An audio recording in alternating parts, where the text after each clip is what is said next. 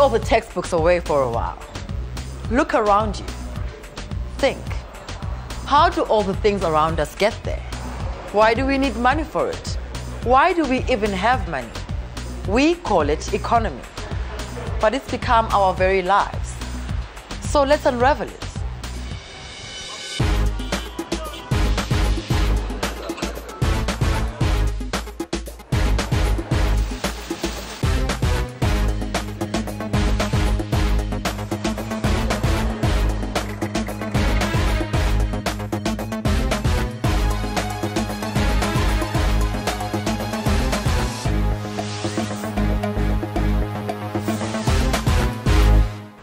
It's human nature to advance, to gain knowledge and expand our minds, and develop ways to make our lives easier and more comfortable.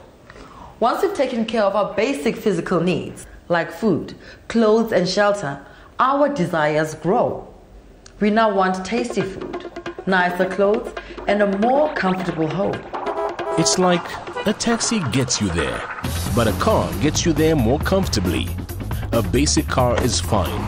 A luxury car is nicer. Needs and wants.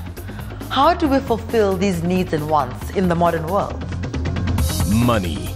Something we as humans created to streamline our world a bit. It all started with something called barter. In the olden days, a sheep farmer would trade one of his sheep for a few bags of grain from a grain farmer. If grain was scarce that year, he would get fewer bags for one sheep because the grain was considered more valuable at that time. But exchanges can become complicated and make for difficult logistics, like carrying around the sheep and all that. It also often leaves one party thinking that they've actually given into an unfair deal. So, trade took on a new face through payment with rare objects like cowrie shells. As skills developed, metals like silver and gold were fashioned into coins, which bore specific values.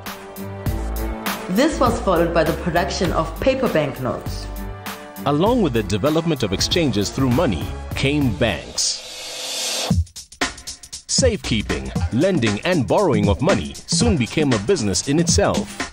Nowadays, with modern telecoms and computers, banking and moving money around have taken on a complete new meaning. In fact, we don't even have to see or touch the money anymore. Yet we must remember that the base of an economy still lies in production.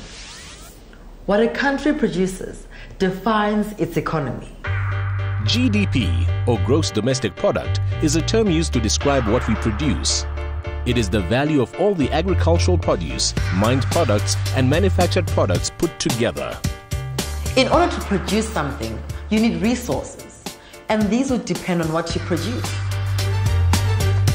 Resources include natural sources like land, water, and minerals, as well as capital equipment for production, and human resources. Of course, whatever you produce can only have value if there are buyers, a market for your products. And that's when trade starts. If something is scarce or there's a shortage, it has a higher trade value. It's all about supply and demand. From the moment a producer decides to grow, mine, or manufacture a product, he or she sparks a chain reaction with a business opportunity in every link. Take maize farming as an example. The prospective farmer needs capital to buy land and fund his inputs. A bank steps in and loans him the money. The bank makes money by charging interest, so over time, the farmer will pay back quite a bit more than the original loan. To pay back his loan and make a living, he now needs to start producing on that land. He starts by getting in a specialist to check his soil for fertilizer requirements. Now the supply chain really starts rolling, from the laboratories to the manufacturing of the fertilizer, a process requiring raw materials obtained through mining. To prepare the soil and to plant, the farmer needs equipment. In come the manufacturers of mechanical equipment. And of course, there's a company ready to supply seed. Chemicals are needed to fight weeds and pests, and so more suppliers get involved. Harvest time. If a farmer does not have sufficient harvesting equipment, he uses a contractor who supplies the harvesting equipment and a team of trained people. Storage of the harvested produce in silos presents another business opportunity. Then, there are the transport companies taking the produce from the silos to the mills. Milling is another business opportunity, and in the manufacturing and servicing of the milling machinery lie an opportunity. There's also a company manufacturing the packaging, and so on, up to the retailer selling the product to the consumer.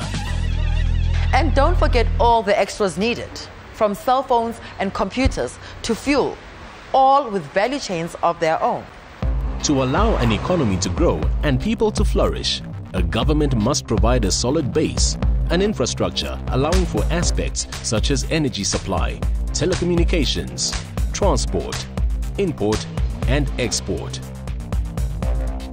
Governments are also responsible for a range of other services, from trade regulation to management of a country's monetary system, general safety and security, health, education, environmental affairs, etc.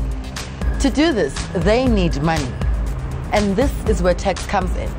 Business and private individuals must pay tax in order for an economy to function.